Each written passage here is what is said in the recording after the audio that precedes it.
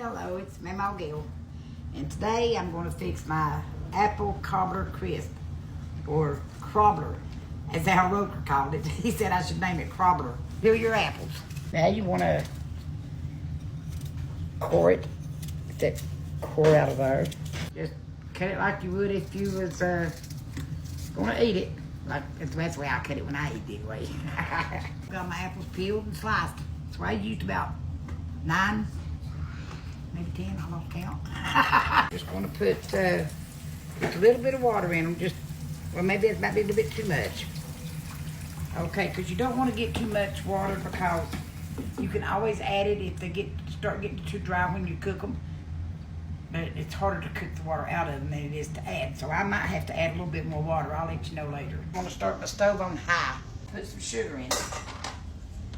Now this is a 3/4 cup, so I'm going to start out with almost a 3/4 cup.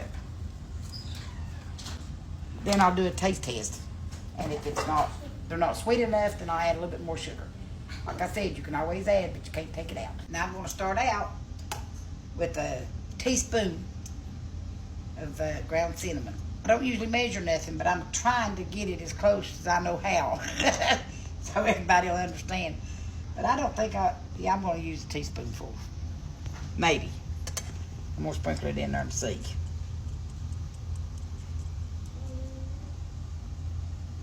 No, I'm going to start out with a half. Now just kind of stir that sugar and cinnamon down in your water and on your apples. And then whenever they start cooking, these apples are going to cook down. Uh-oh. It's all right. I make a mess with everything I fix anyway. They're going to cook down a little bit anyway. And like I said, I might need to use a little bit more water, and then again, I might not. I don't know yet. Now just cover it with a lid. I forgot to tell you, I use Gala apples. If you want to cook an apple, either get Gala or Grady Smith. That's your best cooking apples. It's boiling good now. Okay, now I took my lid off. I put it on until it started boiling. Then I took it off because once it starts cooking, I've realized I've got a little tad more water in here that I think that I'm wanting. So I'm letting as the apples cook, I'm letting my water cook down, so that's why I'm leaving my lid off. Now I'm getting ready to add me some butter. I'm gonna add it right to my apples. I'm just gonna put about half a stick. Butter, margarine, every what it is you use. It don't matter. And didn't forget this time, but on the Food Network show, I forgot the butter. Well, it's kind of hectic and hard to remember everything. Okay, my apples are done. And I want to leave a little bit of water in them, about like that right there. I'm going to do a taste test to see if I've got enough cinnamon and sugar in it. I think I need a little tad more sugar and a little tad more cinnamon. I should have went on ahead and put the 1 teaspoon in to start with. And I'm going to probably use the full 3/4 cups of sugar. Now, I forgot to tell you, cook your apples till they're almost done, but not hardly completely mushed up, because you've got to bake it, and that'll finish cooking your apples. Now I'm going to do another taste test, see if I've got it right this time. That's why you need a taste test, to be honest about it, because fix it to your taste. So that way you know if you've got enough of anything in it. Now just pour it in a 913 dish. I'm going to start off on 400. Now I'm going to make the cobbler part. That is 1 cup of flour and 1 cup of sugar and 1 cup of milk. Stir that up real good. Yeah, this is another recipe I learned from my mommy. She used to make all kinds of cobblers. She'd make apple cobbler, peach cobbler, raspberry, blueberry, blackberry. Ooh, I love blackberry cobbler too. Okay, I stir it real good till I get almost that sugar dissolved in with that flour and milk. Now you want to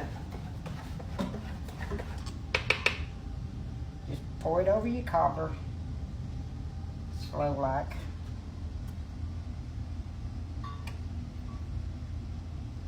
This right here, you don't want to stir it. No, do not stir.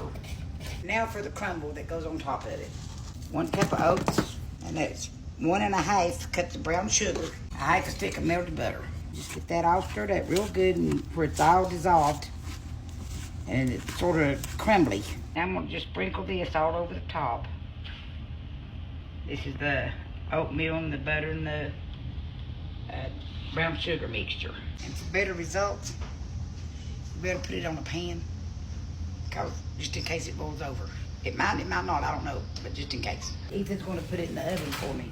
And I know this goes in the bottom. He got it right this time. Push that little pan back in towards you a little bit. This one? Yep, very good. Perfect. Alrighty, he done it. He knowed it went in the bottom this time. Okay, I'm gonna check to see how it's doing. Oh yeah, it looks good. I think I'm gonna bake it a little tad longer. I think it's done. Ethan's gonna get it out for me. Y'all, if you could smell through the phone screen, we need like a Mama Gail Apple Cobbler crisp candle. Hey, it's a good thought. Yeah. Don't that look good? We'll do a taste test in a little bit. Sprinkle the top with cinnamon sugar. This is what makes it good. My family loves that cinnamon. Now, with a cobbler, you need ice cream. And we done the show, they didn't have ice cream.